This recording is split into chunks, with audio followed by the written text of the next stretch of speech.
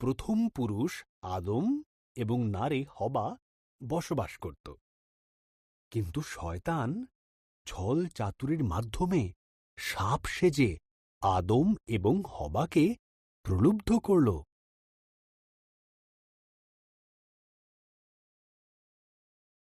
আশা করল, এইসব গাছগুলির থেকেই কি ফল খেতে ঈশ্বর তোমাদের বারণ করেছে?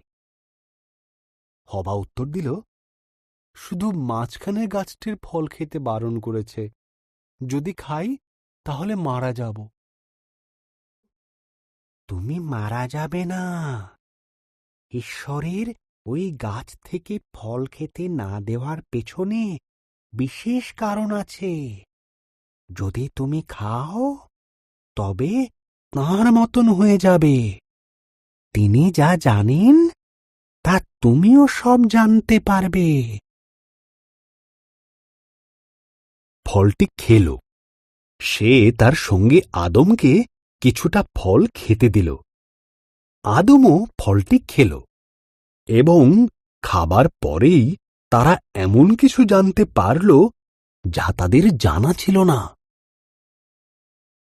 একটি বিষয় তারা জানতে পারল যে তারা উলঙ্গ ছিল।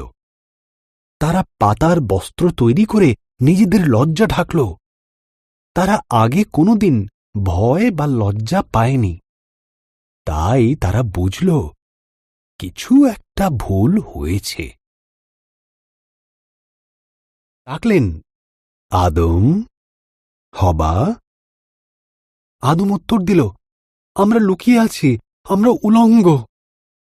ঈশ্বর দীর্ঘশ্বাস ফেলে বললেন, তোমরা ওই গাছের থেকে ফল খেয়েছ, তাই তোমরা জানো।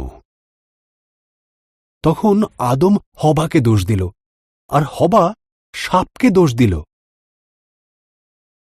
বললেন, সাপ, তুমি বুকে ভর দিয়ে চলবে। এক নারীর পুত্র সন্তান তোমাকে পরাজিত করবে।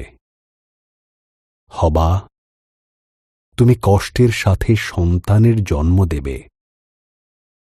আদম, তোমাকে খাবার সংগ্রহের জন্য অনেক কষ্ট করতে হবে।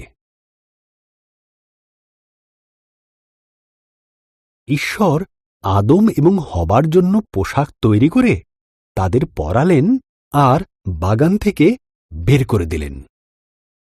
ঈশ্বর এক স্বর্গদূতকে জ্বলন্ত তলোয়ার হাতে দিয়ে সেখানে রাখলেন, যাতে তারা আর ফিরে আসতে না পারে।